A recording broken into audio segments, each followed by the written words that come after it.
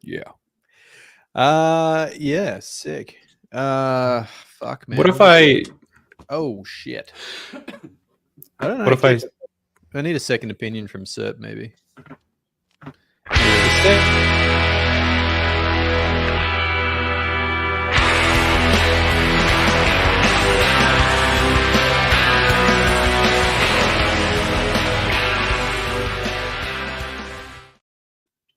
Welcome to Game of Nodes, the most timely weekly podcast from independent validator teams. Most punctual, certainly. Who fucking did that? Was that you? I'm just very, very funny. You weren't even in the fucking screen. You like remotely doing that. Were you in the screen? I've got one word for you now. Bluetooth peripherals. That's 2 words. Zip disk. Touche. Whatever. This would probably be the most punctual we've been in at least 6 months. I know, I barely sat down. The hell? It would have been actually, the time would have, I should have done the timing so that the second I saw Serp's door starting to open, we hit the intro. And then between walking, I think the intro would be about long enough for you to walk from the door to your desk, put your headphones on, realize that it was live, and it would look like you just teleported. Just kind of slid right in there. That would have been a truly magic moment. But you know, nothing's perfect. This is real life. Truly magic. We're so I think we've trained our viewers so well that we're the only ones here. Because I think all the viewers actually show up at 10. Everybody else shows up at 10 after as well. Yeah, exactly. Absolutely no way. Why would I get there early? There's no reason to get there early. That's why we have no viewers, right? Oh, sweet Jesus. I guess that's consensus, Schultz. Your microphone is loud. Yeah, it's I didn't touch the gain. All right, let's see. To 11 is what that is. All right, is this better? There you go. There you go. This is. It was like all right. It was well, distorting okay. previously. It was, You can, yeah. All of the people who've got external audio interfaces running and they've got a little monitoring set up. It's like, ooh, I think you're on the red there, my man. yeah. There's your little light on your thing, like pinging off the. Yeah, exactly. So we're doing a podcast today? Is that what we're doing? So, Schultz, we're live, right? Is that what it says? Yeah, we're live. We're already live. Yeah. Oh, okay. We've been live for some time. All right, just check it. Schultz, your microphone was so loud that when you talked in it, it was making my meter go red. That's good. That's important. Yeah. That's like actually one of my peak podcast peeves, if you like. Whenever I listen to a podcast and I can hear that the other, like somebody's mic is so hot and somebody's monitoring setup is so bad that you can hear it pinging to the other one. That, ooh, because it's usually just like a very, very small artifact. And like, I don't know, maybe most people wouldn't notice it. I think people will, though, like a small one. It does. Oh, that really does my head in. I'm just like, oh, could you just not? Can you not? Yeah. Yeah. So, Can you not? Okay, drill tweet of the week. We missed last week's, but we'll only do one. We'll do a standard. We haven't done a drill tweet in a long time. We've not done it for several weeks, since before Christmas, but that's okay. Schultzy, you're up. Would you like to say when? Now. Okay. Which page? Right page halfway down. I'm the guy who is famous at the hospital because I have to have 2 catheters put in since I piss so much. There you go. There you go. And there's actually a picture. That doesn't seem real. This is in the section. This is in the section entitled "Piss," and the picture, it appears to be of a man with a pimp cane walking down a hospital aisle, with 2 catheters presumably under his hospital robe. Anyway, there you go. Okay, moving on. Okay, moving on. Now that we've gotten that out of the way, so has anybody seen that fucking what's the fuck? I've massively demonetized. Demonetized again. Just 8 in. fuck twice, then a sad sign, then the word fuck. Shit, what's that film? The one that's just come out that's all like, oh, we really want to win an Oscar for this with Bradley Oppenheimer? Cooper.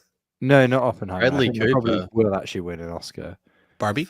Man, Bradley Cooper. I mean, that might as well. Who knows? Fucking knows. No, the one about Maestro, about Leonard Bernstein. You seen it? No.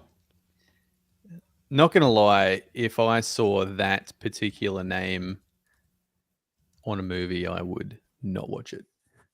Maestro. No. Yeah, it's an automatic no from me. That's very surprising. Now I thought you'd have gravitated towards. Well, no, I mean, and the irony is, right? It's kind of, I guess because of its adjacency to high art, it considers itself high art when it is in fact just crap. It is what it is. Like the main thing is, right? It feels like the whole point of the film is that you are supposed to like and identify with Leonard Bernstein. Mm-hmm. Like I think that's the point. I think you're supposed to go. You would think, right? Yeah, I think that's the point. Like it's super well acted, but you're just like, he's a fucking prick. He's got like some kind of a narcissistic personality disorder. Like, and to be fair to Bradley Cooper, literally, I was just like, his acting is good enough that you're like, wow, that is somebody with a narcissistic personality disorder. And then right at the end of the film, you're like, oh yeah, that was played by what's his face. And he directed it and he wrote it. Yeah, I mean, like fair game to him. It's like well put together, but it's just such a. Well, it's about 20 minutes too long. You're obviously supposed to care about him a lot, and I think most people probably don't. That much. You know, just how many movies do you really need to have about narcissistic assholes, geniuses? It's like every fucking one, right? Apparently, fucking lots, right? Yeah, he's just such an asshole. Like, right. Everybody thinks he's an asshole, but he's a genius. Then let me guess, at the end, everybody loves him. Like it's the same fucking arc. There's just like the rest of their lives. There's this. He's an asshole and a genius. He's an asshole and a genius, and like because his wife gets cancer, and he like takes time out of his schedule to not let her die alone. He's a fucking legend. It's like, well, maybe you shouldn't have not been an asshole for like.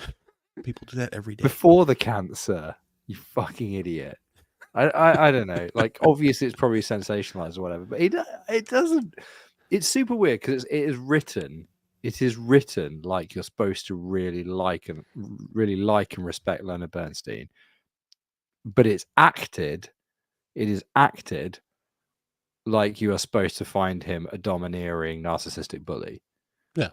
Like an emotionally manipulative, distant father figure, weird, bullying egomaniac, which is maybe the point. I don't know. However, I would say just for the acting, it is actually, the fact it provoked this irritated a response from me is probably an indication that it is a worth seeing film. Anyway, it sounds like it. Yeah. Oh, is this a response? Have you seen it? Maestro. That's it. Yeah, I had no idea. I've been trying to watch up the things that are kind of up for thing. Like my other half's really into movies. Like they're like the worst ones to watch. I know the ones that are up for Academy or whatever else. That depends. You gotta you can't be just like every single one, but you can sort through them a little bit. Yeah. There's some good stuff in there. I mean, to be honest, like quite often the ones that are in slightly weirder categories, like not weirder, that's not fair, but like the foreign language category and stuff like that, animated category, stuff like that, they're often because they're like the creme de la creme of like an entire subgenre, potentially. Yeah. It's like the Portal Awards. Yeah. Yeah. I don't know what to do with that. I'm just the same thing. Whatever. Yeah, sure. Yeah, sure, whatever. Yeah, let's go with it. So is everybody doing Cosmosm upgrades or what? Yeah. so we all upgrading or what? I had so many alarms overnight. I had some good news yesterday, and then I thought, yeah, it's going to be a great night. I'm going to sleep well on that. And there's just fucking alarms all night. What'd you have? Oh, Juno. Well, Juno halted. Well, Is that Juno it? halted, and then I had an issue with some other ones, and fucking it's just everything upgrade related. Not about this. So I haven't really seen that many, though. when's the injective upgrade? The normal upgrade, not like the wasn't upgrade, because it's a little bit funny with those friggin' libraries. Tomorrow at 3 p.m. UTC. So whatever the hell that is. That's 2 a.m. Figures. 3 a.m. So running with the library in the Cosmo visor. I just rewrote that too, actually. Yeah, I did the same thing. The only thing that's annoying is I don't know if I should leave one in a regular library location, since you can't really run off the command line unless you're actually specifically calling out the library. Well, you can't copy it there because of the fucking fucking what? It's in use. Like you can't put it in the regular library because it's in use. Oh, unless you put it in like one of the other paths, I guess. But then it'd be a conflict, right? What are you talking It's going to pick one, like whichever's the precedent. What are you talking about? I'm just talking about having one in the default as well, because if you want to run off the command line without calling out the library on the command line, it would actually just use the one that's sitting there. Like if you want to use CLI commands or do a vote or do this or do that, like having one separate. Yeah, that's I just meant. So you rewrote your Ansible for just the injective, did you? Yeah. Well, I mean, anything that has that WASM X, that I think that it looks for that file, and then if it has that file, if it's WASM related, then it adds the service line in the service config, and it also moves it to the folder and all that kind of shit. Yeah, that does all that, but then it just doesn't run off the command line. And also, I run like checks in that Ansible, and those all fail because there's nothing unless I'm calling out the library file. But then I got to deal like it's like a fucking circle of how deep do I want to go with this, and how much do I care?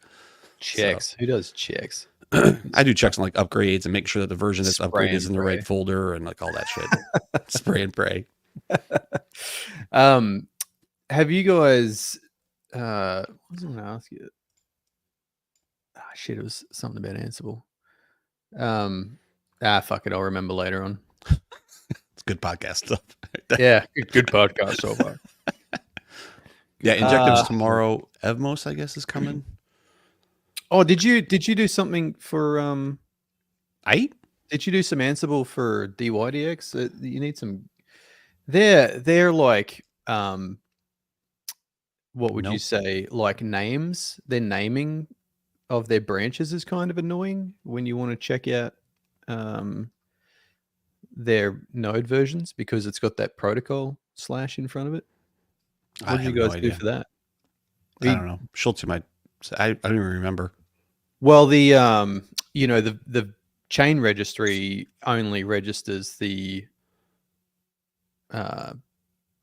like the name, like v3.1.0, for example, whereas it's protocol / v3.1.0. So presumably you just handle that differently. Yeah, if it's DYDX, just CD into protocol and do that instead. Yeah, so you just got like a separate handler for DYDX or something. Yeah, separate. Yeah. Well, I built handlers I built handlers for build arguments and folder source.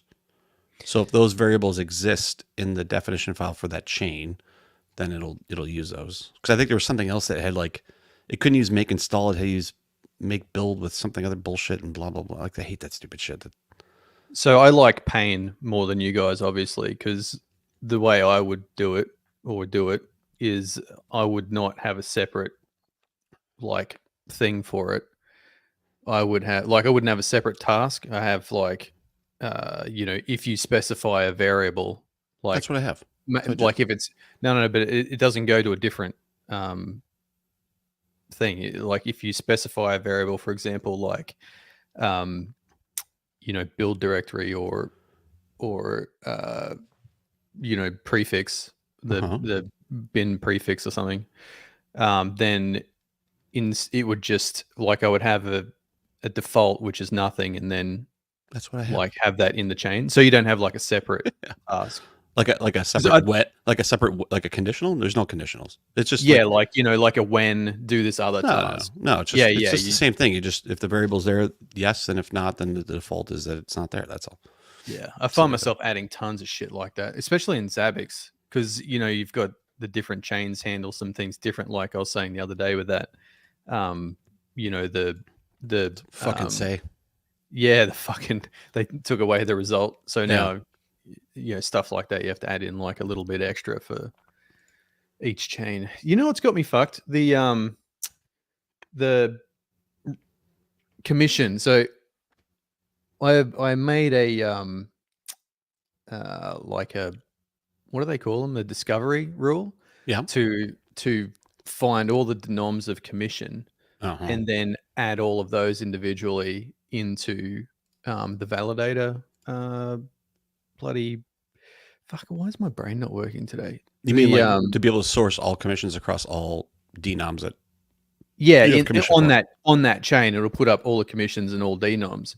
But there's a problem with what is it, DYDX, because the USDC is like got 18 decimal places and the DYDX has 6. Yeah. So like I do have, I already had before DYDX like a multiplier for the denom. So if it was base 6, you'd just put like 6. If it was base 18, you'd put 18. Mhm. But now that there's both and it's the same discovery rule, Mhm. I've been struggling to figure out how to actually have different ones. So I actually looked in all the registries everywhere to see if they had the denoms on the chain with their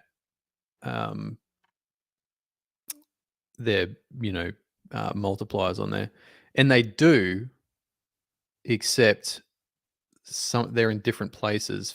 Well, some of them have them, but they're in different places. And if you query them on chain, they're in different places as well. So there's like, you have to query the native, and then you can query like other ones. I can't remember how. There's the bank denoms are different to like the WASM denoms or whatever. They're in different places, and some don't exist. So I've been struggling to find a place where I can get all of them in one place, unless I write like a third-party API to go and collect them from all the different places. Zabbix won't be able to get them from different places. They have to be from the one source if you're using discovery rules. So Okay. anyway, that's my current Jeez. dilemma. Did you figure out my Yeah. little data folder thing that you're going to do? No. What was that? The size of the folder? Oh, no. Like I had that implemented previously, but it would Mhm. literally crash nodes. It was just, I don't Too know why, much. because when you do it in the CLI, if you use DU in the CLI, it doesn't seem that strenuous on the hardware, on the node or on the server. But Mhm. when you use the built-in Zabbix one for a directory, it just strains the shit out of it. I don't know what it's doing. It's got a couple of options that it adds. Well, it says that the operation it's doing is like DU, it says. Okay. But I've never gotten an accurate, even when I've let it go, I've never really gotten an accurate result out of it anyway. But I think we have to make a user param for it and just use DU is probably the answer. Okay. We'll figure it out. Yeah, I mean, it's not too hard. It's a pain using user params. It's much nicer to not use them if you can use built-in things. But yeah. I've never used either. So, Well, I mean, I've got user params anyway. Do you not use the validator user params? you mean like, I think I do. Yeah, I must somewhere. Well, I just added to my Ansible to pull a public user params for the ZFS stuff, so you can expose the ARC and zpool stuff. Yeah. Okay. I don't know what that means. Into Zabbix. Well, so you can monitor your ZFS. You just said you started using ZFS on Stargaze, right? No, we've been using it for a while, but just on the new machine too. Yeah. Okay. We're Well, just moving archives. you can monitor the ZFS pools in in Zabbix if you use like.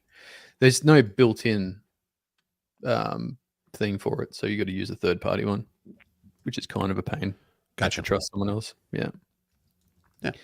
Yeah. Anyway, I can see that everyone's thoroughly enthused with this line of questioning. So, Yeah. So anyway, so it looks like we're just doing a bunch of node upgrades, and then we'll try to what else is going on.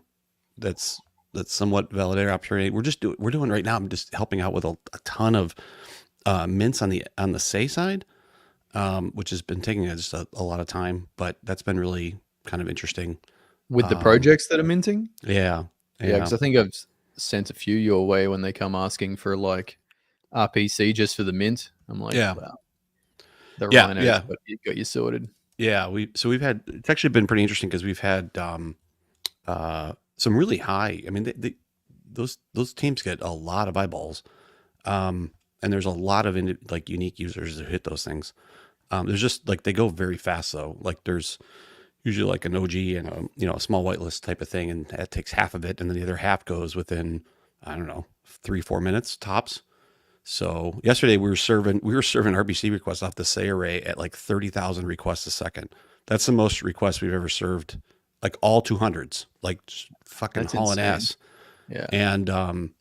And which is totally inefficient. I understand, but like that's the most we've ever served on any chain anywhere. Is that still, you've got 9 behind that one still? 11. Oh, 11 now. Jesus. Yeah. But that depends on where it is. And like also each mint kind of goes in a little bit slightly different regionally, which changes the traffic to each of those. But yeah, that's been a lot of fun, and they've been actually going very, really well. So like that's been really good. And so now like there's a ton of teams launching and whatever else, which is, Are these say mints, are they all? Yeah, these are all say. They're all just their own things, or are they all on one particular launch pad? They all mint. There's a launch pad called Lighthouse, which is done by the WeBump guys. It's WeBump.xyz, and they have a Lighthouse, which I guess is kind of it's a tool set. I guess it's basically a minting tool set, I think is maybe what it is. Yeah, it's like a all-in-one sort of NFT launch thing, and it's just like you put your own pictures in there, change the fees and everything else, theme and fees and all that type of bullshit a little bit. Yeah. And so those have been primarily launching through those. So they run their own either Vercel sites or wherever they sit, right? And then after the mint, then I think the largest NFT infrastructure, I know Stargaze is building an outpost, or at least they've been talking about, which would be really cool. But I think right now it's Pallet Exchange is probably the largest. And so they end up in Pallet, and then we're servicing pallet requests as well behind the scenes. And so that also then after that, then it turns into, a regular marketplace type of thing. So, but what wait, hang on. Mm-hmm. There are smart contracts on say, right? There are. Are they EVM smart contracts? No, there wasn't. Right? Well, which version? Okay, if there wasn't, but which wasn't? I don't know. Oh, right. Like one of these two would know. Schulte knows. Schulte doesn't know. I mean, like, is it because the EVM is WASM eventually, right? But is it say Solidity? I don't know. I'll look it up. I'm not really sure. So, yep. Have you? So, I won't talk commercially, but these projects, they giving you a plug? Yeah. Is that part of the deal? A plug? Yeah, sure. You are doing exceptionally well in unique delegators. Am I? Yeah. Like, that's good. By a fair margin compared to, you're like 5x your closest. Really? Where do you get that? Where do you get that type of number? Is that on the Nodes Guru thing? No, that's on MintScan all the way to the right. You kind of have to expand your screen out a little bit all the way to the right, but you have, so your closest rival besides the Say Zero, which was at the top of the list for a long time, but your closest rival is Stake Cedo at about 5,000 unique delegators, and you've got closer to 16,000. Oh, that's good. Delegators, which is weird because our overall VP I don't think has moved. So it must be a decent amount of smoke, well, which is totally fine. Micro whale. It dust. Yeah, no, that's all good. It's That's the cool. micro whale. It's all the micro whale. It's all Yeah, one that's okay. delegator. 16,000 wallets for one. That's yeah, cool. the micro whale's coming for you, my friend. Yeah, so Keep up these mini mints, and you might have like 100,000 in a week. Who knows? yeah, they've been doing pretty well. So yeah, anyway, it's been fun. Like we've this array has been around for a while and it's been doing well, but it's cool to actually, and it's actually really focused us on engineering, at least in terms of the balancers and like rewriting a bunch of shit and like how to queuing and all that kind of stuff. So that's been actually really interesting. So Null, we can do more with that too, because I know you run some of the same stuff that we do on the HA proxy side. So I've totally rewritten all that on how we approach it. So that's really? Cool. Mm-hmm. Well, that'll be interesting to see. Mm-hmm. Yeah. Yeah, because I remember you had like problems straight off the bat with like when Injective came over, right, with too many connections. Yeah. And mm-hmm. and then but the queuing stuff is interesting. So. Well, Injective also like that for some reason that node like locks up, like it gives up. I think we talked about it a couple weeks ago, but like after like so many, like if it gets overwhelmed with RPC connections or something, the thing just stops. It gives up. Yeah, which Say does not do. But I still limit it. So then I can. That's when I start. Then actually that allows HA proxy to queue those, and HA proxy can queue like 50, 100,000 requests. Right? It'll just queue them up and then just do them. It'll just FIFO them out. Which is cool. So we don't kill these nodes. I remember in the Say testnet, like, yeah, man, the like they were doing 300 million a day or something.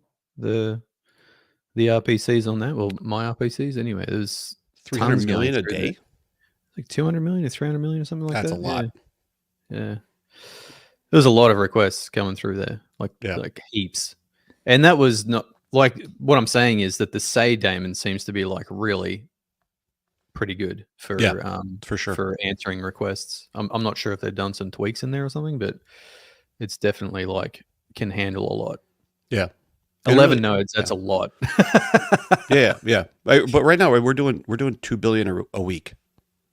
That's insane. So I mean that's still less than 300 million a day, right? So but 2 billion a week like actually is like it's a lot, and even overnight it gets down to only under 1,000 a second, but like getting up to 3,000 or I'm sorry 30,000 for a mint is not. So what's crazy is that is like it's just night and day compared to, for example, a month ago, right? Yes.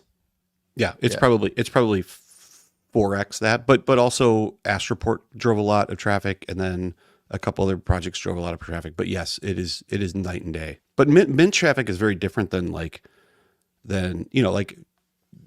really if you have a good DApp or if you have a NFT marketplace, you really should not have that much traffic. Like NFT marketplace should be indexed. It should be hitting indexers with the caches, right? There's nothing there that's changing that fast where you really need to pound this fucking blockchain all that much. So yeah, like a good DApp on the back end uses your gRPC and does some indexing. Correct. That's right. As long as the indexer traffic is very small, right? As long as it's keeping up with all transactions and all block data, like that's not much, right? And so, and then the indexers get built and the caches are in there, and like that's where the logic is and the smartness is. Same on the NFT side, like there's so much there could be cached. But then it's not going to be cached by most people unless that's a function of the launchpad, because all NFT mints make all their money in the mint, and then they have no business model after that. So why would they index? Why would they go to the effort of indexing? No, yeah, that's what I'm saying. Like mints are totally different. Like mints are just it's kind of like all of yours Ansible. Like if there's something super custom, I tend to just write a single block of YAML, in the Ansible file, and then just comment it out, put a comment above it saying, only enable this for XYZ special case that you want to do. Yeah. I mean, I guess we're only maintaining like 6 chains, so it's like a very different like scale to especially like Schultz, I suppose, or Null. But there's a very strong tipping point where you get to, okay, need to template everything. Well, I think I think that would become an issue if it was more of a team environment. Mhm. Because for documentation and usage, like it's easier to add a variable and document it. Say if the chain has this, then add this variable under the vars and put this is the the options it can take, and then that way you set it in your inventory and then it's done. There's no Well, changing it. yeah, I mean, but Ansible doesn't, in my experience, scale particularly well with a team bigger than 2 anyway. Like it seems to work okay for 2 or so people who have all the configuration stuff on their laptops and know how it works. And more than that, There's no yeah. reason why you couldn't use it with more people if you document it. Yeah, have a no, maintainer. yeah, no, but you're forgetting software is completely social, and documentation doesn't mean a rat's shit. What happens is that because Ansible is like giving a toddler a gun, what somebody has is a deadline, right? And the deadline is in 2 hours, and they install the code, they read the README and the repo for your Ansible stuff, and they go, cool, I understand it. Check the inventory file. It's the example inventory file. They rename it to whatever. They run that shit and they wipe all the fucking stuff on the server. This has happened in production. It was actually why a company I worked for backed out of using Ansible for anything but the only thing there was an Ansible file for after that was literally bootstrapping a box, hardening SSH, and adding all of our public keys to the box.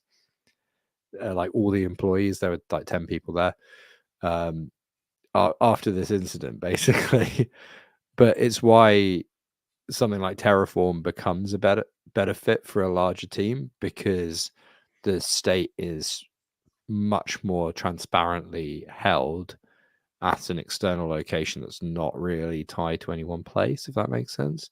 Like the arbiter of whether or not the thing is what it says it is not the server or the hardware resource that you're connecting to. It's actually like a third source of truth. But in Ansible, like you can, for example, create a dynamic inventory in a dynamic inventory script in Ansible that you could go look at a Git repo or something for the actual inventory and have it centrally maintained. Like you don't necessarily have to have it individually on people's Yeah, I mean, computers. that's fair, but it just doesn't do that as well as Terraform. It just doesn't. Fair enough. Like Terraform is like the immutable infrastructure thing, and it does that one thing super, super well. Like, don't get me wrong, I like Ansible. I use it all the time for loads of bits and bobs. But The dynamic inventories are really cool if you can be fucking bothered scripting out a Python script. ding, ding, ding. If you can be bothered, no, I can't. Well, I mean, the built-in ones for like me and Serp, right? Oh, and Schultze, the built-in ones are great because you can pull shit straight out of Zabbix. You just query your Zabbix. I know I should do that. I don't do that. It's a good idea. Yeah, I well, drive it the other way. you use it to put shit into your Zabbix, so I why do. not use it to pull shit out of you? Particularly useful when you're deleting shit. So if you've got clean up Ansible to get rid of nodes, you can just call it you can call it up out of your Zabbix inventory, like from your host names, and then it'll just destroy everything associated with those tags, and then kill that actual item as well, or disable it or whatever. Yeah, I have like That's no pretty destroy good. Ansible. Like none. I should do that. It's a good idea. Mm. It's a good idea. Good idea. What's in the Or news even today? just detect if the inventory changes in your well, you could have you could actually use there's a event driven Ansible. You could use your Zabbix. You could change a tag to delete, for example, and then use alerts to your event driven Ansible. When there's a tag delete shows up, it can tell the event driven Ansible to then take that inventory item, delete everything associated with its tags, and then fuck it off out of Zabbix. Right. It's just occurred to me, number one, if we take on and one more chain, I'm going to have to find the cave and set up Zabbix. Number 2, we are officially now more than the Validator podcast. I think we're just the bare metal operations neckbeard podcast, aren't we? Yeah. It's not like, because it's not even like, this isn't I an tried to get a neck beard. It's fucking it's impossible. not an infrastructure podcast. It's not an enterprise infrastructure because it's much too YOLO for that. It's much too degen. But it's something. It's something not officially sanctioned. I don't know. And it involves neckbeards. Shall we talk about some news? Yeah, let's do There's a that. fair bit, actually. There is. I think there's one in for you at the top, no? Okay. He's not got the spreadsheet up. Fucking sim swap. I think all that piece is a bit. Loves a sim swap. That one's a bit of a guess, I think, but the end result's So- the same. I was at the bank yesterday, right? Before we did the news. I Oh, was were at you the- having a bank run? No, I was, I was They're at the kind of bank. cool when you participate in one, aren't they? I have a problem with like none of the banks will do all of the things I want to do. Some do some things, some do others. Some you have to like go into the bank and make a phone call, or go into the bank and see someone, and then they'll have someone from the corporate people call you back. Or I just want a bank that I can go into and do shit at, or just do everything on the web app, right? And so I was at this bank and they're like, man, you can do all of this shit that you want to do on the web app. And I'm like, all right, let's talk about that. And I said, first of all, what are your security procedures for your web app and your phone apps? And they're like, oh, Who the fuck did you ask that? hey, Who'd you ask that to? You just ask The, somebody at the store. Somebody randomly who works there. Like, no, the business banker. how the fuck is that person gonna No, know? that person's not going to know fucking shit. About Fucking shit. 2001. So she told me, she's like, It's very well, we've secure. got- she's like, oh, we've got SMS security and fucking you can get a token. In some cases, you can get a token. And I'm like, you've got SMS security for your fucking your money. Okay, so what we've established is Noel's big and clever, and the poor person working That's at the exactly bank right. is more than stupid. He asks the question and goes, say MS, say SMS, say MS, SMS. Oh, they said SMS. Did you know? Probably You know already that's knew. not secure. I was And pretty I'm a sure that legend. was going to be the answer. Yeah, exactly. So anyway, I walked out. I said, I'm not having that. So my current bank has a, like an app locked to your hardware identity on your phone. I mean, Yeah. that's probably the best you're going to get out of a bank at this point. And so No, I have a YubiKey for my bank. you have a YubiKey? Yeah. Yeah, that's nice. Yeah. So yeah, I mean, some banks will send you the old ass token Mm-hmm. that you carry around with you. It's like it's the same as the It's other shit. It's a Yeah. hard TOTP token, right? Which is not Yeah. bad, actually. That's okay, too. No, but it's a fucking pain in the ass. Yeah. It's secure, though. Oh, until Yeah, someone do you just not have looks one at on the your desk? screen on it. Sure. If They're all like- those things are together, then yes, exactly. Yeah, so they're pulling your fingernails out for your password and then just look at your little thing and you're like, That "Oh, happens off you anyway. go then. Yeah. Off you go." But anyway, like it's just a pain to carry around. It's like a ledger, right? Like no one wants to carry around a ledger because it's a Well, you pain in just the leave ass as one. well. You leave one in the office, and you leave one at home, and you're done. Yeah, you can. You can register the same one to register. What's nice about those, at least you can't get the I think we're TOTP talking about a code out of different them. thing, aren't we? I'm not talking about an RSA key fob. I'm talking about one of those two-factor number generators. It's got the ones with a little keypad. With a keypad? No. Yeah. Issued by a It's been bank. super common over here for like 15 years. Your bank gives you one for getting into your online banking. When it says, "Oh, verify this," you'll like turn it on. You'll put verify in, then you'll put it's situational for like a payment. It might be the receiving account if it's something to do with your account. It might be your account number or something like that. So it's presumably just a one-way hash, right? and then it's just going to hash some element of that and then check it against something in their system. Yeah. I think it must be something like RSA or proprietary under the hood. Yeah. Because the whole point is that you can't, an attacker shouldn't have the ability to take the number that they read off of your screen but over your shoulder in a coffee shop and then be able to hash that into something that would be acceptable to the bank, right?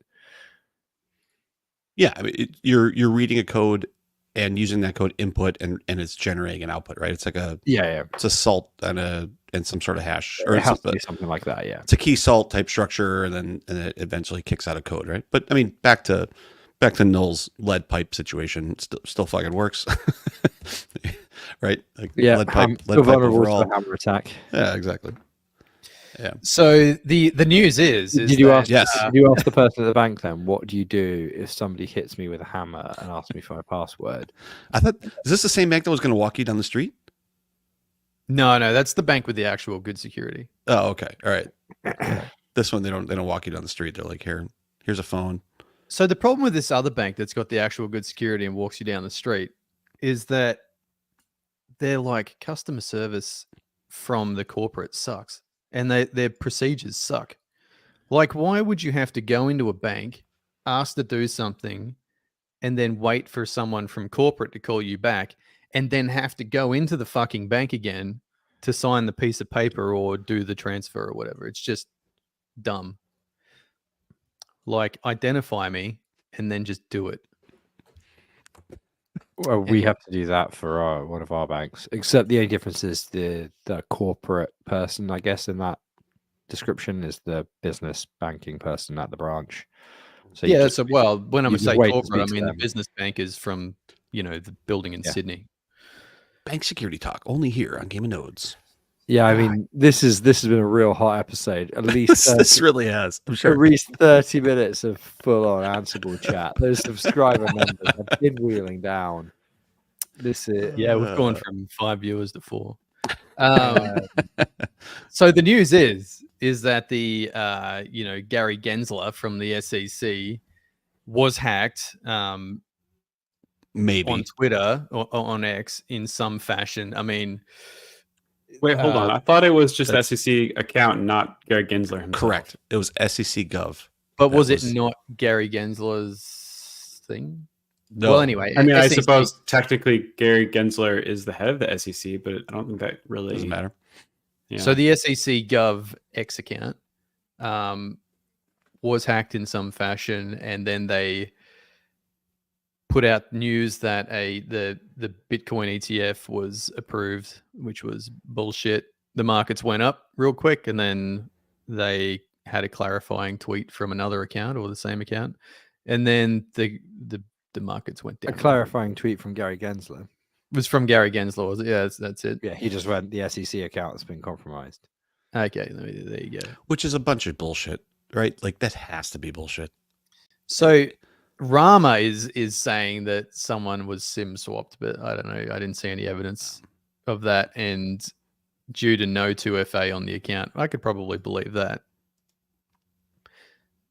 Did Elon talk about this at all? Like, if somebody actually comes out and says, Gary coming out and saying, "Oh wait, there is a safety thing. We can confirm that the account SEC Gov was compromised, and we have completed a preliminary investigation. Based on our investigation, the compromise was not due to any breach of access systems, but rather due to an identified individual obtaining control over a phone number." Oh, he's right. SIM swap Associated to this SEC government account through the third party. We confirm that the account did not have two-factor auth. Enable time was compromised. We encourage all users to enable this extra layer of security. No For shit. more information, blah blah blah blah blah. This is from the safety. I'm really shocked that, that's also a CYA, not to too much conspiracy theory, but that whole story sounds like a bunch of bullshit. The SEC. Yeah, I agree. No 2FA. There's just a way What that do you reckon? Insider trading? the way the tweet was written, the response time, like it all seemed a bit, oops, somebody hit the button on something, but who knows? Very Just- convenient for sure. And just to call out the whole idea about being compromised, I don't know. It just seems a little bit whatever. But there you go. I'll put that in the show notes as well from the safety. I don't know. Occam's razor I reckon they got compromised, and I reckon if you did some forensics of who became a very, very, very, very, very, very wealthy person in the period between the SEC tweet and Gary Gensler's tweet, you would find I don't know, but you did would it, find did the the motive. did the markets move that much though? About 4%. Yeah. There you go. Good few percent. It's a lot Yeah. for Bitcoin anyway. 4% with and I'm- leverage. That's enough. That's enough Yeah. to be. Yeah. That's enough to get rich and go live in the Caymans. I'm almost certain a lot of people got wiped out on leverage as well at the same time. So I don't actually understand why the Bitcoin ETF is so important. Can anyone speak to that? Because you can already invest in Bitcoin using your retirement accounts, right? Like Vanguard offers it, Fidelity offers it. So well, it cares? is. Why? It Who is cares? just like the big boys can flog it, and it's easily like using your 401k or in the case of like super over here, it's a little bit of a pain in the ass to do, right? Is you have to do things to be able to use it. But in the case Not really. of like, well, with an ETF, it's just retail, right? People can just fucking ape in and out of that shit all day long. So I think they True. just I mean- expect that once it hits retail in that fashion, and there's just going to be volume. So I mean, hot take. Fucking, you should not be able to invest a pension fund in Bitcoin. Oh, I think you should I be think able you to should do be able whatever to. the fuck you want with it. It's your money. Yeah, that's where I'm at too. Well, no, but I can buy Bitcoin. Like, it doesn't. What the fuck? Like, why? What? No. If you let people. Well, over here, right? No. The reason this is important hill to die on, right, is because everybody, not everybody, most people, overwhelmingly, ordinary people have a pension, and overwhelmingly, ordinary people make fucking stupid investment decisions. If you let ordinary people buy Bitcoin and other shit coins, it's because that is where it will go. Once you open the door to Bitcoin, it will be other shit coins. They're going to get their pensions fucking liquidated, and then we're going to be in a whole fucking world of pain. Like, pensions need to operate in the way that pensions currently operate, which is just beating inflation and being boring. That is the way they need to operate. There's a reason they're so heavily regulated. If you want to like go to the crypto casino, fucking be my guest. I think a lot of that stuff where people are trying to restrict it to high net worth individuals or whatever, to me it's a little bit like trying to regulate gambling. Like, regulating gambling is always kind of a losing thing, because I don't know, people will find a way to gamble, right? It's an impulse, it's an addiction, it's many different things to many different people. But like, introducing that kind of systemic risk with something that is fucking volatile, is fucking insane, and despite the brand, notoriety and longevity up to this point, it's only a fucking 10-year longevity. Well, 15-year longevity. Good thing fuck, no way. good thing you're not building your whole life around this this crypto thing. Yeah, but I don't fucking. There's no way I would ever put a cent of my retirement fund into crypto. Like, it is away from the retirement or not retirement. The one thing it does, and I think to answer Schultz's question, I think it provides some legitimacy. I think is what it does, right? And it creates some financially managed and high optic roads for many more people to invest in crypto who do not want to hold on to their own keys or deal with that bullshit. So I think it does allow my parents, or your parents, or somebody who would not typically be a key holder, to be able to get involved in something in a small type of area. And I understand the risk of that. The other piece of it is that there's so much fucking scammy bullshit around there that it does provide at least some routes that are not necessarily safe from price dropping to zero, but they are safe from necessarily being scammed, right? Like, that's a different thing. So somebody goes to bitcoin.com, I don't think that fucking exists, right? But whatever it is, and siphons keys off because they don't know what the fuck they're doing. It does get rid of those risks. Like, those go away, because now I'm literally going to Fidelity, and Fidelity's in charge of all that shit, and Fidelity has the fucking controls to be able to manage keys, right? Right, but are Fidelity gonna, if Fidelity lose their keys, right, and all that money evaporates overnight, it's like that it's like that hard drive that end up in that dump, right? I mean, you could say the same thing for stock ownership, right? There's like Sure, those type of things still. Fidelity has a record of my owning XYZ, and so do I, but they're the ones that are really the holders of that.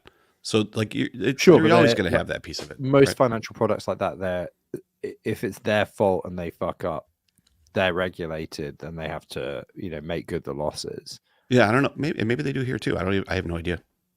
I don't know if they're responsible for like loss due to incompetence. I have no idea. Yeah, I mean, I think that's the case here. The whole banking regulation stuff is pretty. I guess you know what though it is now. I think about it, is overwhelmingly about the difficulty of starting up and moving into that space than it is the actual. I'd have to look that up because I know like fund tokenization is like an issue at the moment. It's currently in review. There's a whole bunch of there's like a policy document from the Investors Association. I talked about it on the podcast a few weeks ago about fund tokenization, but that's for two main use cases, one of which is representing real world funds as a crypto asset, which is like representing an ETF of blah, like Aberdeen or something like that, as a crypto asset. So actually the fact it's a smart contract means nothing. It's just allowing it to be traded in a DeFi context, potentially. I don't know that side of it. I don't know why, but that's part one half of it, and the other half of it is I guess implicitly bringing a basket of crypto assets into some kind of a fund framework, right? And like, to be clear, like, fine, I'm cool with that. It's just the fucking pensions piece. I don't know. There are some situations where you just like if people want to invest in that fund in an investment ISA or whatever while they're working age, and they can shoulder the loss and go, fuck, that was a bad decision. Oh well, at least it wasn't my pension account. Well, I mean, that's people can make stupid fucking decisions in any pension account, right? So like there's plenty of they can buy all sorts of stupid shit in their pension account. It doesn't make a difference. Like that's just risk management, right? So I don't think you necessarily need to protect people from making bad decisions. To Noel's point, it's fucking capitalism. They make bad decisions. Actually, maybe this is just a bit of a cultural difference that I've stumbled upon. Like, how actively do you manage pensions in the US? Like, do you just 100%? What? Well, it's also worth mentioning that pensions aren't really used anymore. Pensions are quite rare nowadays. Right. So like you mentioned that pensions are the overwhelming majority of retirements. That's really not true anymore. I know 0 people that use a pension at this point. Now, a lot of people do consider Social Security pension, but it's really not. Social Security is really an insurance policy on elders not living a horrible, destitute life. That's all it is. They are all Social Security is invested into treasury bonds. They don't go into the market at all. So pensions are quite rare. Yeah, usually like teachers, first responders, government workers. Like those are like things that you get a specific pension for, and usually it's not them managing that pension. It might be just terminology, I think, too, Frey, because it's usually not them managing that pension. It's usually a pension fund that's managed by that organization, right? And then they have obligations and a board on what they're investing in. So nobody's throwing it. Yeah, so nobody's YOLOing into that, right? And then they have a payment structure based off of that pension. Now, a regular retirement account, people usually manage their own retirement accounts, or they're picking a set of funds or target date funds or other types of things that exist. But that is usually personally managed. So it's a terminology thing. So your retirement account is what we would call a SIP, which is shit. What does that stand for? Doesn't matter. It's a SIP, and SIPs are really uncommon because everybody has to have a pension. Yeah. Well, not has to have a pension, but if you're in full-time employment, your employer has to provide you with a pension. Is the law. Yeah, it could be a really shit pension, but they have to provide you with some kind of a pension, and from memory, up to 4% of it you can contribute pre-tax in from your income, and they have to match it. It's something like that. So everybody even if it's not worth much, everybody kind of has a pension, right? Yeah. Although they're not as good as they used to be. Like, it used to be the case here until relatively recently, like just before I entered the workplace, that people got final salary pensions. That was like the common thing. And that's insane. Like, you would say work a place 10 years, and then your pension is your final. You get final salary when you retire, and it's just a number. Right. They'll pay you until you die every year. Right. Yeah. That's like that's like a government type of thing, or a school pension or something else Okay, like that. because right? that's not how That's pensions work insane from a anymore. fucking private company, though. It's Yeah, well, but it is pretty well. That's common. why they're falling apart here, is because there's not enough people going into that. There's not enough funds, and then they have so much debt, or not debt, but they have so much obligation to past employees that unless that group is growing, and the value of the dollar is dropping, and the amount of people saved changes, that those things are running out of money. That's really a problem. And then there's fraud in those as well, because somebody makes a deal and takes 2% or something off the top, and blah blah blah, or they make bad decisions. They don't invest that wisely. Like, it's a mess. So the way they did that in Australia is they have a super fund instead, which is basically during your employment, there's a percentage of each pay has to go into the super fund. Yeah, and then that super fund is managed by an investment manager, big investment managers. For the country? Well, like for the whole, for yeah. everyone? So you can choose your fund, right? But it's a legal requirement that if you hire someone, if they earn $100,000, then on top of that, you have to pay 9.5% of that into a super fund. So Gotcha. they get $9,500 a year into their super fund. And then those super funds, any profits that are made in your super fund account is tax free. But you can only you can't just put your whole net worth in there and get tax free income that you can get when you retire. So when you're like 75 or whatever the retirement age is, you can withdraw it all if you wanted to, or you can leave it there and just take income out of it each year tax free. That type. That's of shit. close. It's basically Social Security, right? Yeah. Yeah, Social Security works quite. Go ahead. Go ahead. No, we were gonna say the same thing. Okay, so yeah, Social Security is quite similar, except you can't really withdraw it all the way. Right. It's kind of like a ladder that you pull from, but it's really quite different. It's not intended as a retirement program. It's really intended as insurance from old folks. Like, one of the really interesting stats about Social Security is that something like 18% of withdrawers are actually for underage kids because the parents die or something, right? So it's intended to be a much wider berth than people are actually aware of. Right. A lot of the reason why we don't have like insane child poverty is explicitly due to Social Security. But otherwise, it's actually managed quite well. Like, the management fees over time are actually quite low. Yeah. So while we were on this call, the spot BTC ETF was approved. So it's actually really? like an official thing. Yep, it was approved. And then Gensler came out and said, he said, while it's approved, still pretty risky. So, like, Thanks, Gary. Only take you 2 years to come up with that. Yeah, right. No shit. Anyway, 10 years. It was kind of like a hashtag YOLO, peace out. That was it. But we did have it.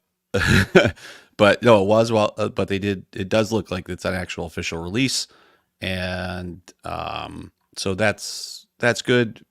And the first news article I see after that is Bitcoin price unfazed by SEC approval, which kind of means it's already priced in, which does make sense because there was been talking about it for fucking ever. So the idea that it's going to do that, but I'm hoping that it lifts some specific altcoins. Meanwhile, I don't see it on Twitter though, and I bet that a lot of people track Twitter specifically for it. Like, I'm looking on Twitter right now, and I can't find a reference to that at all. Full stop. At all? What? You can't find a reference to what? Bitcoin SEC ETF being approved. Yeah. Oh, I have. It's not on SEC.gov. It's not SEC Gov. It's on every other news outlet. The Block is reporting it. Helium is reporting it. Not that matters. ETH is pumping. It's up 10% today. Yeah, it's doing well. And there's only coming some back. very specific coins that we can't remember. Well, if we'd known about this insider trading opportunity, we could have held on to some of those rewards to sell. Well, we did know about the insider trading opportunity because it was pre-released accidentally to to the degens on Twitter. Someone fucked up the time on that. Yeah, that's. I mean, it could. So maybe somebody did compromise that thing and just literally published a draft tweet. Yeah, it might have I been think exactly what it was. I think that's like the likely. It's like, oh, I was story. gonna write it, but it's already here, so I'm just gonna undraft this thing and push it. Yeah. Oh, It my turns goodness. out. Okay, well, that was super weird. That literally happened during the show. Okay. Zach Vole says now that the ETF is approved, then normal people will be able to invest in crypto instead of just the mentally ill. Normies. This is a pretty good tweet. Maybe that's the issue. Maybe that's why the ETF is so important, because not a lot of people realize that you can invest already in investment accounts, because you can. Yep, sure can. So it's all false, basically. But do I really have to point out, not your keys, not your crypto? Like, have we come this far that we have to remind ourselves, like, Maybe they should use DAO. Maybe there should be like a Fidelity DAO. Oh, well, did you I noticed we've got a piece here about some more shenanigans with DAO. But okay, so we'll go with the news piece first. So, and then I'll get back to I'll ring back around to what Shorty said there. So, I'm going to read it out as Rama's written it. The literary flair should be respected. He gets upset when you don't. In a turn that shocked all 15 Juno community members, DAO reneges on the DAO Juno token swap, citing a multitude of reasons to cancel, but the primary ones, perhaps unsaid. Rama, please tell us what they are. Our money, with a lot of Y's, but also giving Juno an overwhelming size of the token allocation and therefore voting power. So this was interesting. There was a little bit of back and forth about it. DAO basically cancelled it unilaterally from their end, and then Grow Juno sort of responded to it with a post. Can you back up and tell me, like, I don't even know if I understand the party relationship here. What was in place and what's getting dumped? I don't know if anybody else does either. Juno funded DAO. Right. Yep. The agreement was that DAO would give a significant portion of its token treasury to Juno in exchange for Juno tokens. Okay. They were vesting to the Juno community pool. DAO's cancelled that from their end. Well, there was two vestings. There was the DAO tokens were vesting to the community pool, but also Juno tokens were vesting to DAO. Yeah. So Grow both Juno those canceled? Yeah, so Grow Juno cancelled the Juno side after DAO unilaterally cancelled their side. Oh, so they both stopped this vesting schedule, right? Is it fair that they both stopped this vesting schedule, or? Well, I guess there wasn't a discussion about it. There was just just action from the DAO side. I think this is actually an interesting case because the whole point was that this would happen because of the funding that was given essentially at the inception of the project. So I don't know, to me it kind of smacks a little bit of like the issue is that it shouldn't have been a vest. It should have just been like, you hand over your tokens, we hand over our tokens, but hey, whatever, man. Anyway, in the post, getting back to Schultz's thing, should we just use DAO for everything? In the post where DAO basically broke the contract, they posted, amongst a bunch of other stuff, we seek nothing less than a world in which all businesses, non-profits, clubs, protocols, chains, AI, and even governments are governed using DAO tooling. So there you go, shoot. So the whole world can cancel vesting contracts whenever the fuck they want to. It's a good precedent, isn't it? It's a good precedent.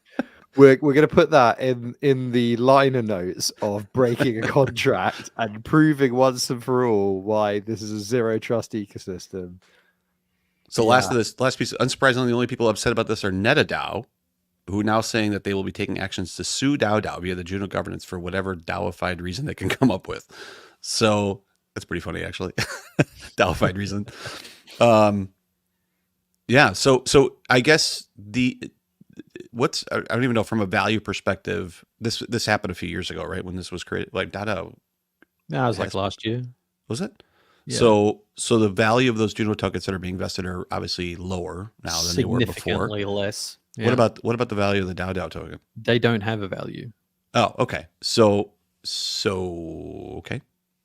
They're like pre-release. Yeah. I didn't think they did. All right. Yeah. Too funny.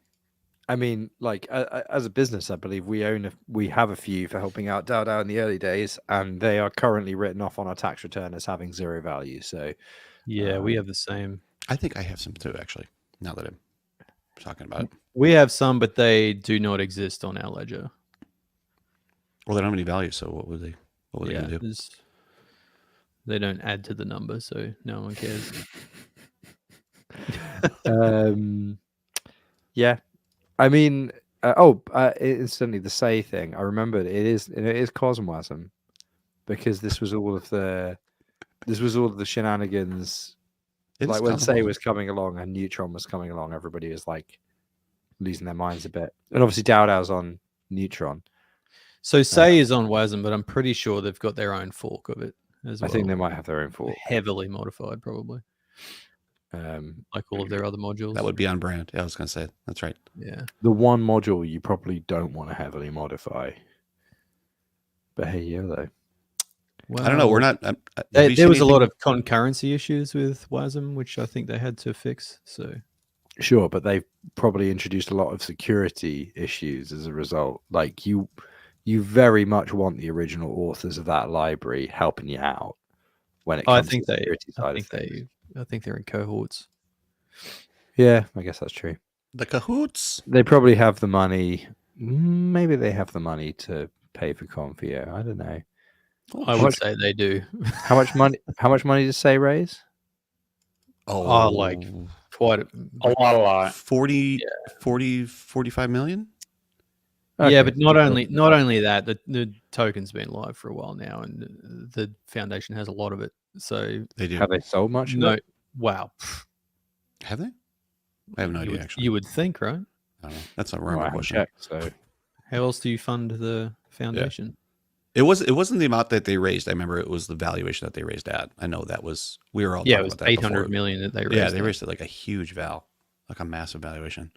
In So, saying anyway. that, the valuation is now pretty big. The chain is going well, though. I mean, it's doing what it needs to do, and it's moving fast, and like all of the value that is there. And now with the CVM thing that's coming up, I think that's pretty exciting. So I know that's supposed to be 2024. That's going to be cool. So I'm really excited about what's coming there.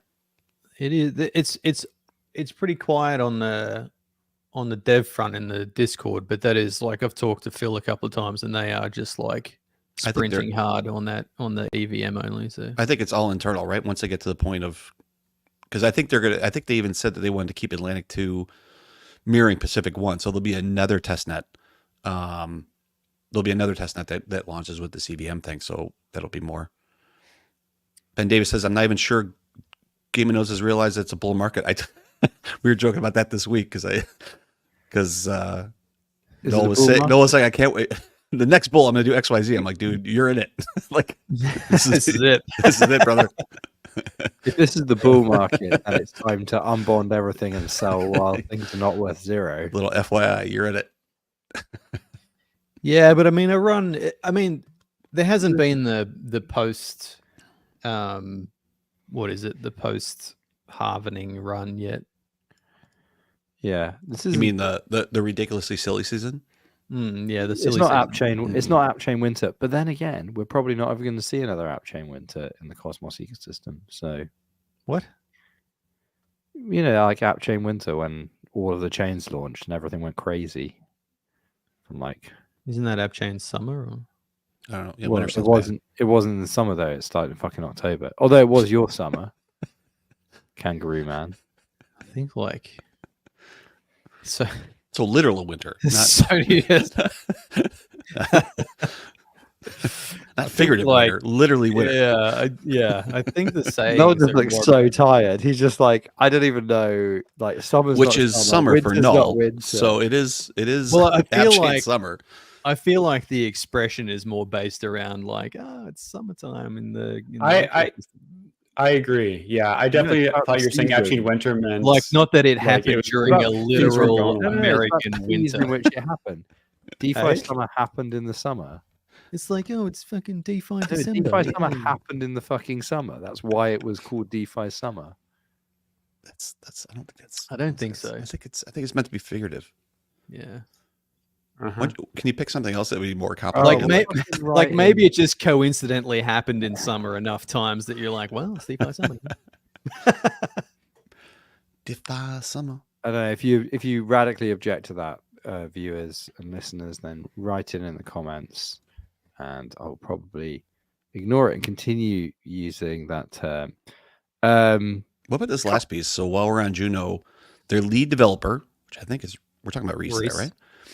Looks like he is being fired by someone via governance, citing the need to focus on developing dApps rather than core chain features. Little did they know, Reese has already quit 2 weeks prior to the on-chain proposal.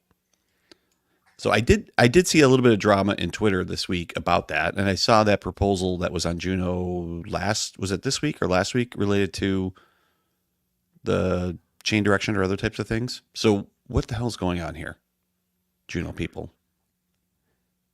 So this all happened while I was on my Christmas break, and so wasn't looking at notifications.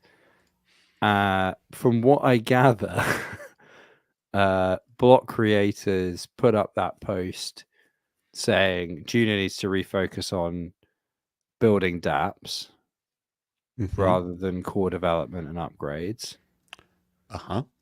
Which obviously, comes across as very passive aggressive against Reese. Reese and Block obviously fucking hate each other anyway. And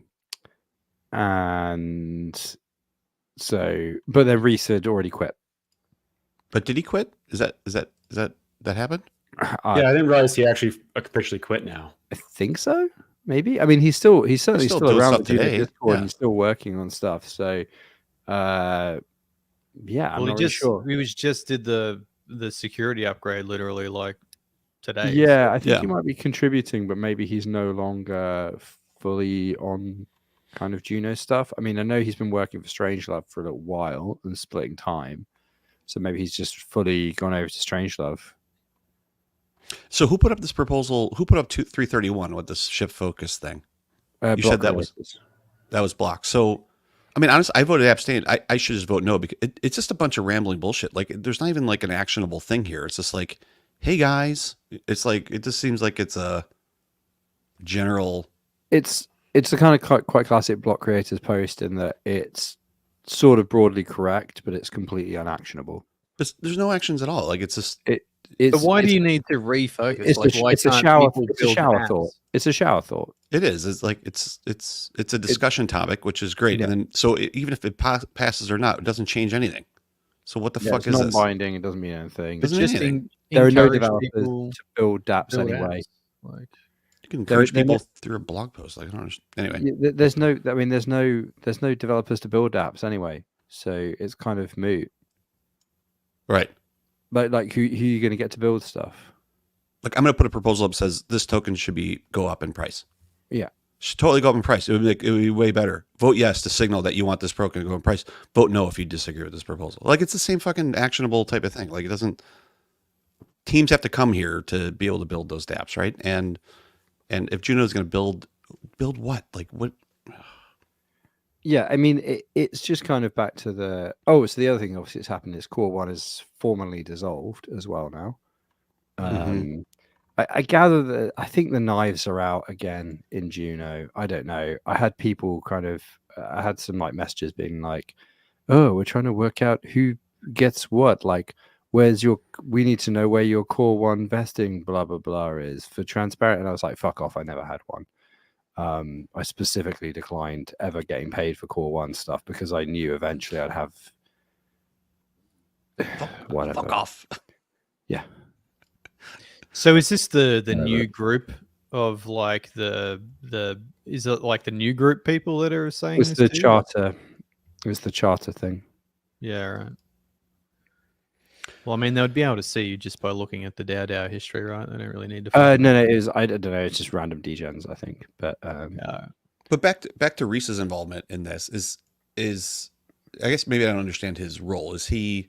This is going to sound worse than I wanted to say. Is he an employee to Juno and taking direction from the larger collective? Like, what's his role where he would be fired, Autonomous employee? like being fired by governance? That doesn't make any sense to well, me. previously he was essentially employed by Core One on behalf of Juno, and his salary was paid from Core One. I don't know How that works now. No, like, yeah, I'll be honest. Like I mean, my focus with Core One was always just getting to the point, getting to this, just doing a little bit of work to smooth over the transition period to this charter, what we all knew was sort of coming, and now it's done. Well, I mean, it's opening the door, right, for you to go back and do this role if you want to. I don't work for Juno anymore, and I mean, I'm done. you could. I mean, you could be. Are you applying? No. No. No. All right. The problem is, like, okay, genuinely, I think that Juno had a time, it had an opportunity, it missed its time, it missed its opportunity, it fucked itself over with Prop 16. That's it. That's the end of the story. You know, the timing and luck are everything in business and life. Like, and a good idea, which is what Juno was at the time, at the right time, that's worth something. A good idea on its own is worth nothing. Execution is everything. And they had the good idea and the right timing and dogshit execution, and that's the story, really. I hope that the charter folks, who are well-meaning, smart people, I hope that they do a better job than Core One did, and I hope they manage to put some things back on track. You know, that would be great. That would be a nice. That would be a good. It would be nice to believe that could happen from where things are now. Yeah, I guess. I wonder if like what if this Juno idea came forward today, if it didn't exist in the past and it launched, could that chain launch in 2024 and try to deliver on that original promise? Or is the whole window closed?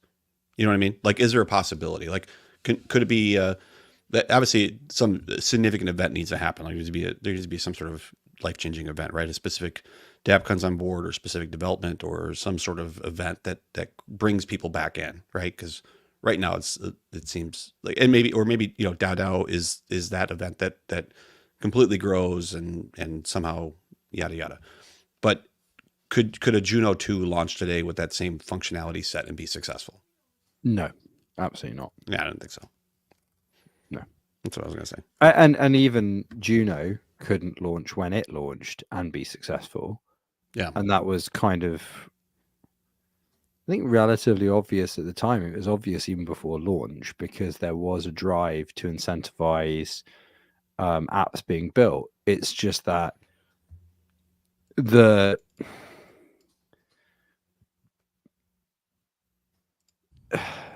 building complex things takes time, people, patience, and money. Mm-hmm. And it also takes good planning, good road mapping, and like an idea of how delivery works. And very few teams were able to deliver, and very few teams were then able to maintain any momentum. I mean, like, we went through that with Hal. We managed to deliver in the end late and very tired, and we had no momentum, and we were just no momentum, no money left, and we were just like, fucked. We were just done. If projects, I mean, and I guess this is like, Hal was a bit different maybe because it required DAO to even work. But there were other projects, I guess, that didn't have requirements that required them to be that far in the future from Juno's launch. It could have been built in June, July, August 2021 before it launched. And I think the difficulty is just like, it's just finding developers. Like, there is just so few. It's such a small pool. It's hard to find devs at the best of times in any, sub industry of tech. Yeah, it was also early then too, right? It's different now. Yeah. Yeah. At least in terms of that tool set. But Yeah, all right. exactly. I'm sorry. We spent a lot of time on Juno. It's kind of like talking about an ex-girlfriend. Just get reminiscent and start. What could have been? What? It could have been great, but anyway. Could still be great.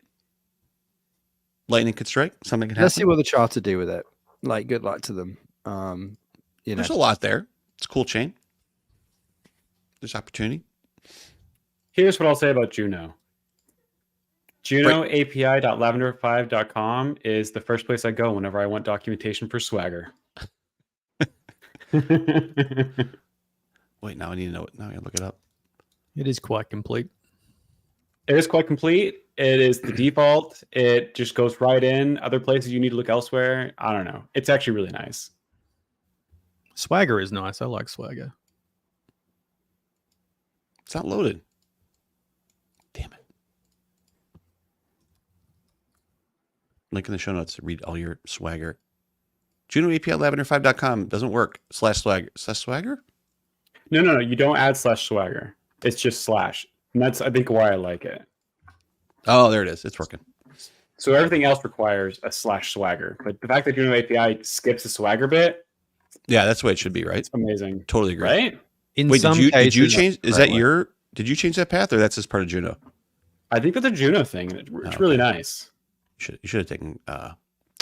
That's cool. Hold on to this because a lot of people always ask us about, because Say doesn't have any of this. Like they don't post anything like this, right? Even though they have, I think there's some other specific modules, but this is it's a good starting point. Yep, I do Juno and then Akash if I need to. Because there's some crossover there that isn't the same. Mm-hmm. Yeah. Well, that's it for Juno today. 4 out of 40. So there's one more. There's one other news item. I still don't even fucking know what Newt is. A token. Fucking Ben and Rom are going to come after you. Whatever, man. DGen's choice. It's literally all I hear them talking about. Sub DGen token. And I think Rama gets paid by the Newt reference. Yeah, per Newt reference. Is Rama the biggest Newt holder? That probably makes sense. On Twitter. Oh, it's definitely golden ratio staking. He's definitely the biggest Newt whale. Maybe Don. I don't know. Yeah, maybe. So is Newt? Sorry, what is? I'm sure we asked it. I'm sure I asked this last week. Like, I'm quite often tired on Wednesday because I spent all day bouncing a baby on one knee. Newt's just like a CW20 or something, isn't it? It's not some other chain that I've just missed because I live under a fucking. You are precisely correct for Neutron. It's on Neutron. Right. Okay. Cool. Okay. Good. Mm-hmm. It's the future of all decentralized finance. Cool. Soon to be. It's next target for the SEC, I'm sure. I really thought that went without saying. Userver. They're going right for it. Go right for we it. got past this Bitcoin thing. Ethereum. We're going right after Neutron. Not worried about that yet. Neutron, we're straight on the case. Neutron Newt. Neutron Newt. Neutron Newt. Yeah, I don't give a shit about Newt. Anyway. It's funny. I've got a paper to write.